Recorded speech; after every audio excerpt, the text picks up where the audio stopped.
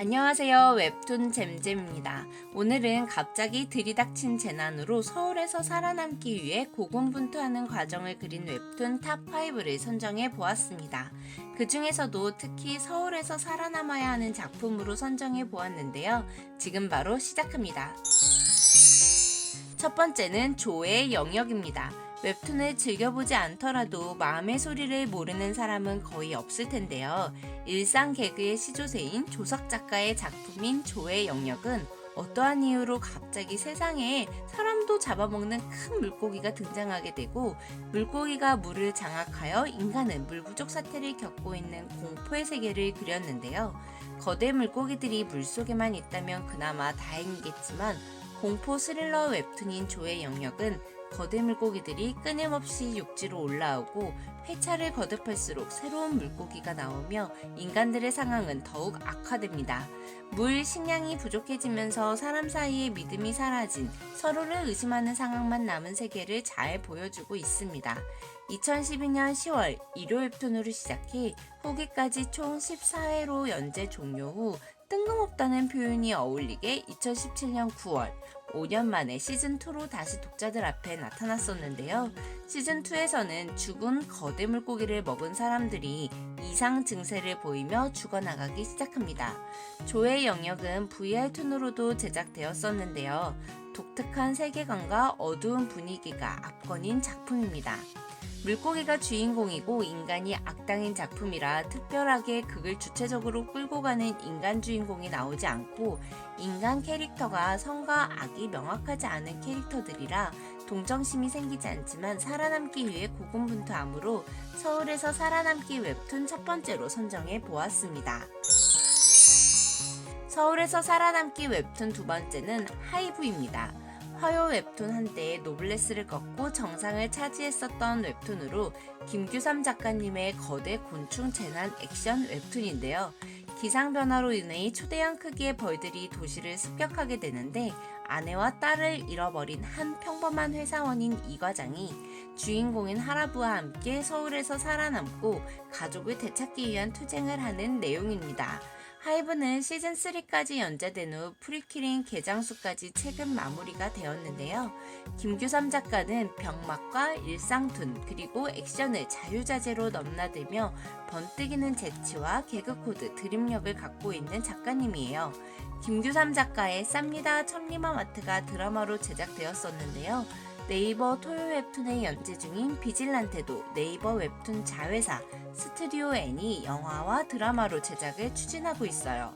그런데 대박 사건이에요. 전 항상 하이브가 영화로 만들어지길 빌었었는데요. JK 필름과 트리니티 엔터테인먼트가 2020년 촬영을 목표로 공동 제작에 나선 상태라고 합니다. 하이브는 스케일이 큰 작품이기 때문에 마블 같은 곳에서 만들어줬으면 좋겠다고 생각했었거든요.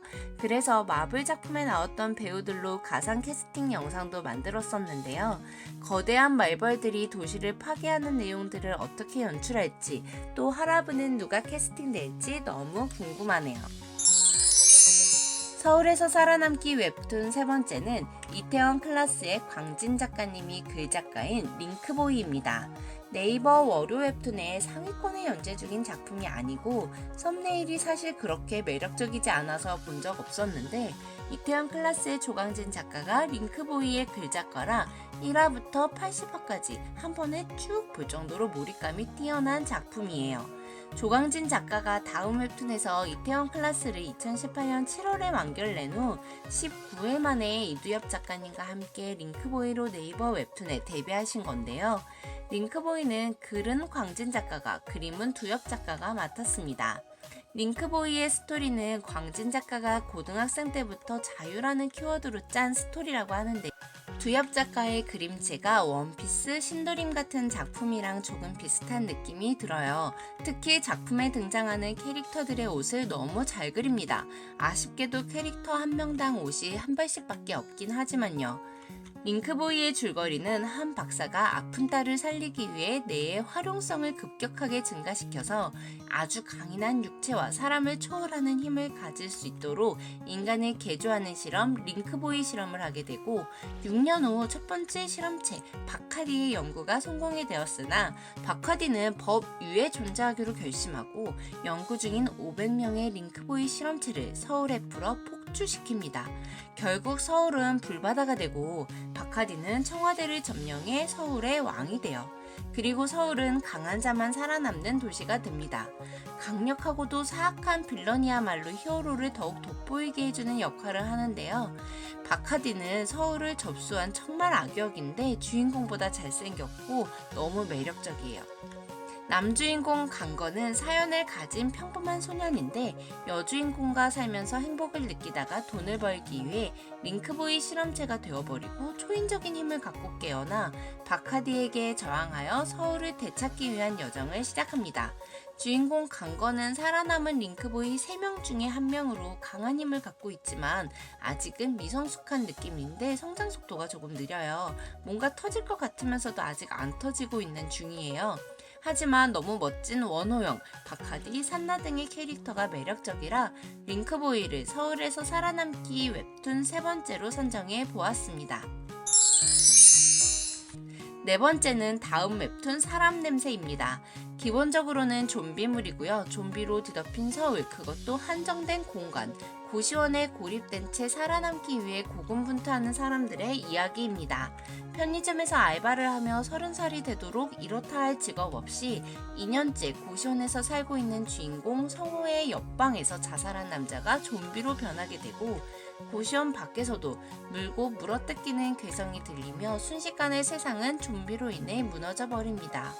주인공 성호와 함께 생존하게 되는 고시원 사람들의 이야기는 소외된 계층의 공감을 자아내고 또 사람의 이기심이 얼마나 무서운지 화합이 얼마나 중요한지 보여주는 작품이에요. 물고 뜯고 죽이는 사람과 좀비의 싸움이 일어나는 단순한 좀비물이 아니라 사람이 제일 무섭다라는 말을 적나라하게 보여주는 현실적인 작품인데요. 좀비가 된 사람과 사람 같지 않은 사람 사이에서 살아남는 내용인 사람 냄새를 서울에서 살아남기 웹툰으로 선정해 보았습니다. 다섯 번째는 네이버 화요 웹툰 오세영 작가님의 신도림입니다. 2017년 세계 웹툰 포럼 우수상을 수상할 정도로 인정받은 작품인데요. 원인 모를 이유로 지상이 파괴되고 세상은 방사능으로 뒤덮이게 되는데 성장판이 닫히기 전에 아이들이 방사능으로 특이한 능력들을 갖게 됩니다. 이 아이들을 키즈라고 부르는데요. 초인이라고 보면 될 것 같아요. 사람들은 지하도시 신도림에 모여 살게 되었지만 들어갈 수 있는 인원이 한정되어 있어 신도림에 가지 못하고 지상에 남겨진 이들은 수많은 범죄를 저지르기 시작해요. 정부는 범죄자들에게 현상금을 내걸기 시작하고 현상금 사냥꾼인 주인공 천둥과 전보가 범죄자들을 닥치는 대로 잡아다 돈을 버는 이야기입니다.